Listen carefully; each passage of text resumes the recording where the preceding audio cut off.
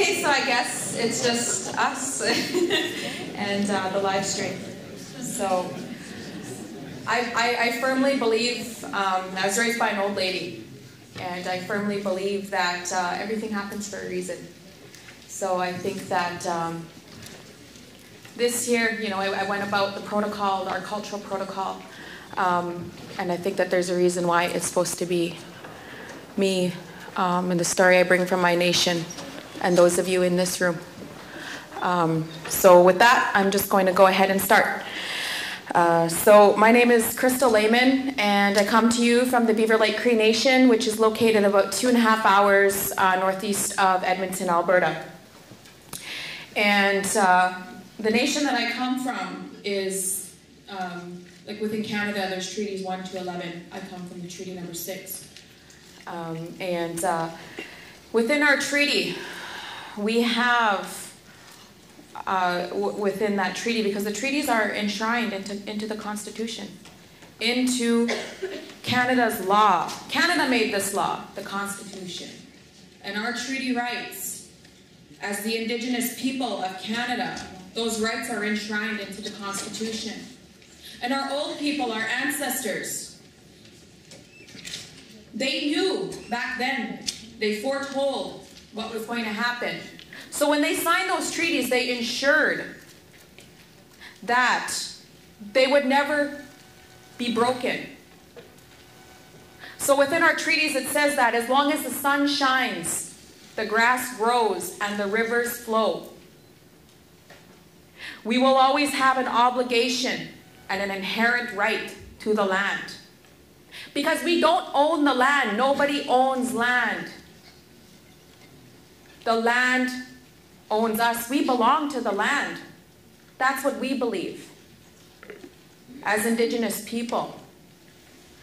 And as far as I can tell, the rivers are still flowing, the sun is still shining, and the grass is still growing. So our inherent rights as treaty status Indians of Canada, that inherent right to hunt, fish, and forage, it's not dead yet. And we're still here.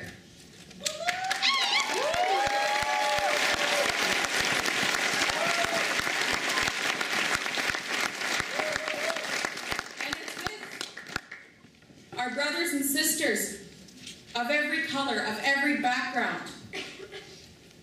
Those of us that are here, not with the thought of money.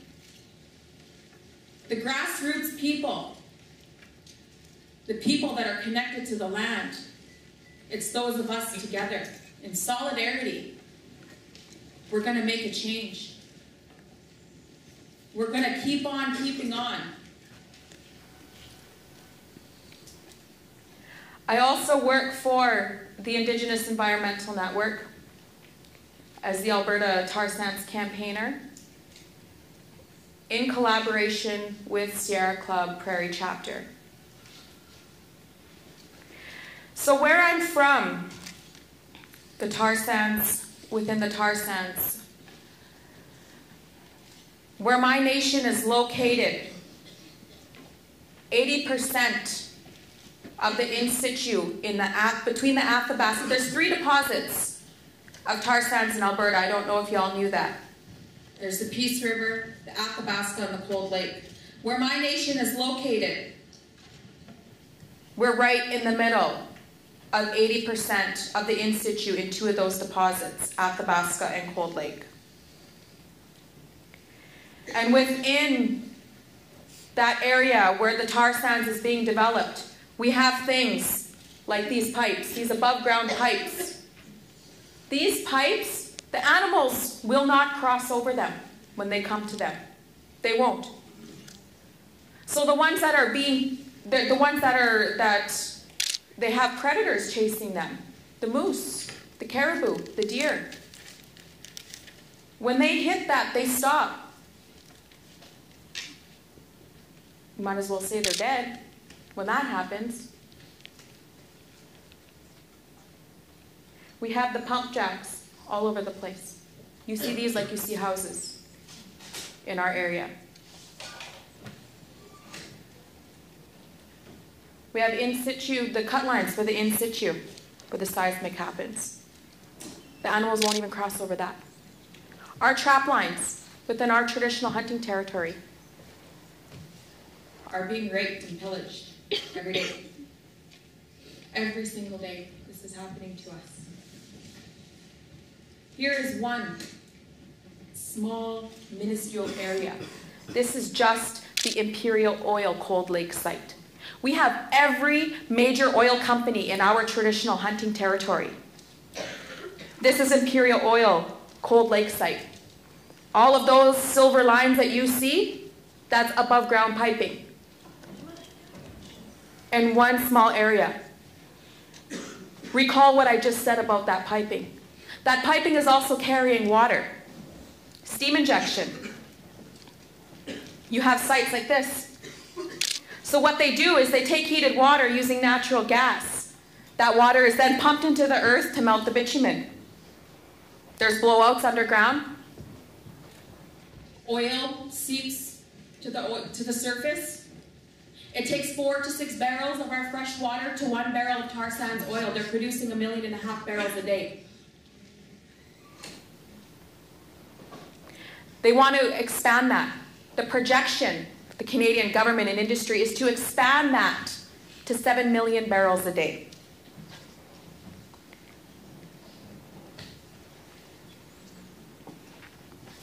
I didn't come here to sell you anything.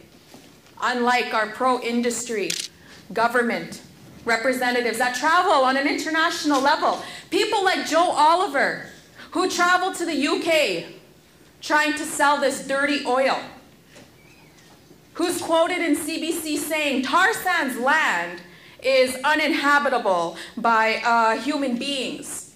So you know, no community is being disrupted. That land, Shame is right. That land he's talking about is the Beaver Lake Cree Nation's traditional hunting territory. And as far as I can tell, we're still there. We haven't gone anywhere. 500 plus years.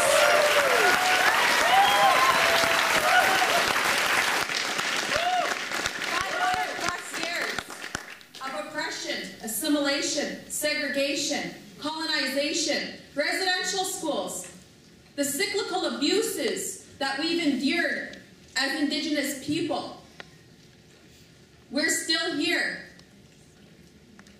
So as far as I can tell, Joe Oliver, tar sands land is habitable. How I know that is because I live there with my children.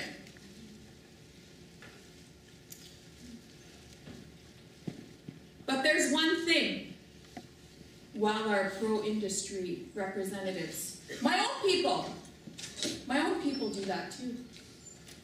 But there's one thing, they think they have everything, right? The Canadian government, industry, they're so powerful. They think they have everything. But we have, me and you, all of us grassroots people, have one thing that industry and government doesn't have and will never have. And that's the truth.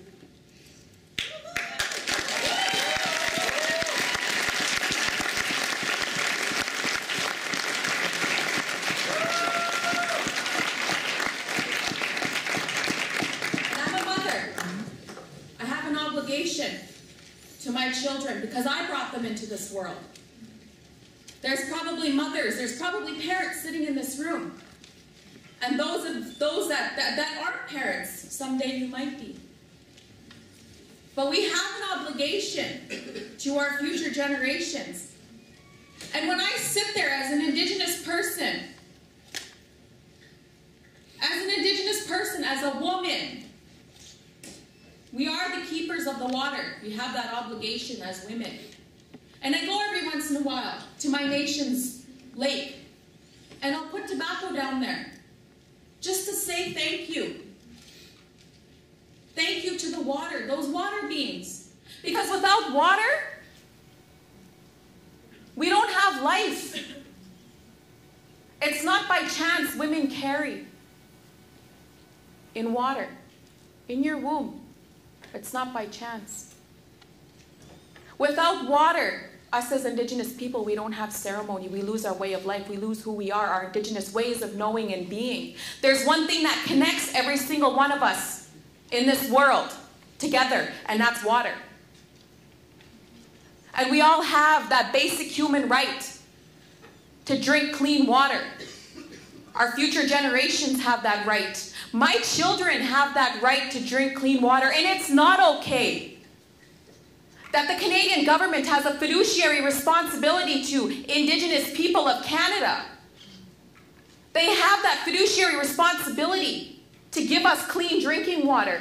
And it's not okay that in this invisible line of the reservation with the Indians on this side and the non-Aboriginal people on this side, that when I walk past that confine and there's a farmhouse right there, that their drinking water is different than ours. It's not okay that our little ones are being airlifted to the local university hospital for drinking contaminated water. Shame. Directly linked to industry. It's not okay that we get a knock on the door by our water truck drivers saying, here's an advisory from Health Canada saying you have to boil your water before you drink it. And then when I look and I realize I'm sitting there, holy shit, Crystal. When you were a child, you're 30 years old. When you were a child, where your feet are, that's where the water used to be. When you look at things like that, that's no joke. That's no joke. That mask I'm wearing is no joke. I went on a healing walk this past summer. I tell you, I was healed, all right. My 14-year-old niece, walking in a tar sands area extraction site. Open pit mining right there, the Sahara Desert in northern Alberta, what used to be the boreal forest. An area, the boreal forest. Everything a human being needs to survive is right there. But this is what industry has done. They've taken it and raped our mother. They've raped their own mother. And to know that I subjected my children to that. My son's birthday, I thought, here I was gonna take them and introduce them to this movement. And to see my 14-year-old niece have an asthma attack. That my son got a bleeding nose. That's not okay. And that's a reality. That's what we're living every single day. It doesn't matter if you're an Indigenous person or not. It's not okay. And this is what our future looks like because they have completely desecrated an area the size of Switzerland, England, in 20 years, the size of a country. And the projection is to expand that 10 times. That's what they want.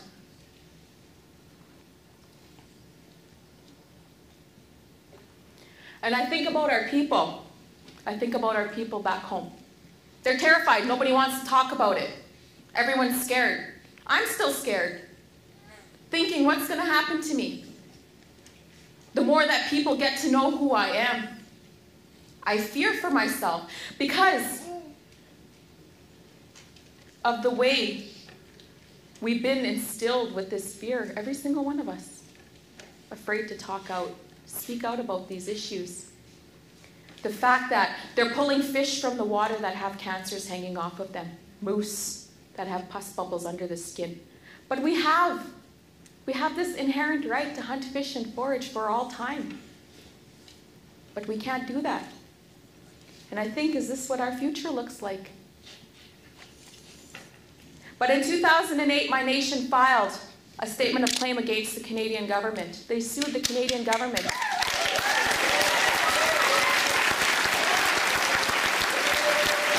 My uncle Al Lameman, the former chief of the Beaver Lake Cree Nation, one of the longest standing chiefs in Alberta, he was chief for 35 years. He felt that obligation to his people and filed that statement of claim. When he filed that statement of claim, 17,000 permits were issued to Big Oil. The thing with our treaty is that we're enshrined into the Constitution. So it doesn't matter that Harper's gone and he's completely dismantled the environmental laws, because you know what? Indigenous people are here, and we have treaties, and we have the Constitution. And that's what's going to protect us. We're going to raise that on a platform, and we're going to show the Canadian government, because they're running scared. Because since this claim has been filed, so many things have happened with regards to them trying to ensure that they get this case thrown out, because they're scared. So since then, we are now, today, as of March 28th of this year, we have set historical precedents, my nation. Because the judge on our case said, the law is the law is the law.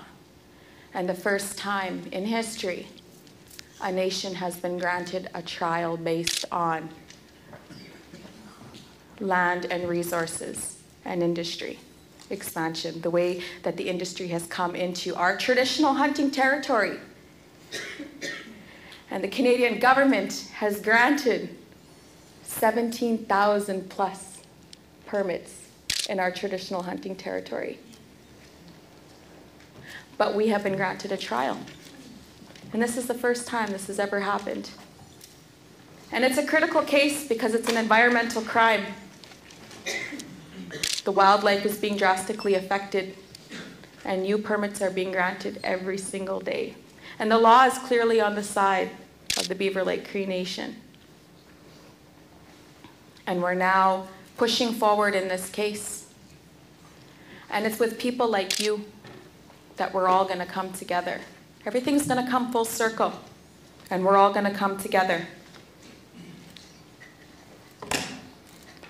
And when I look at our old people, my uncle Al Lameman, the former chief of my nation, he has a saying, and he says, when disaster strikes, it's not going to know race, color, or creed. And I've added to that, and I say that we're in a revolution. Our young people are the ones who are going to make the change. The 7th generation, and that's you. Those are the ones that are going to make the change.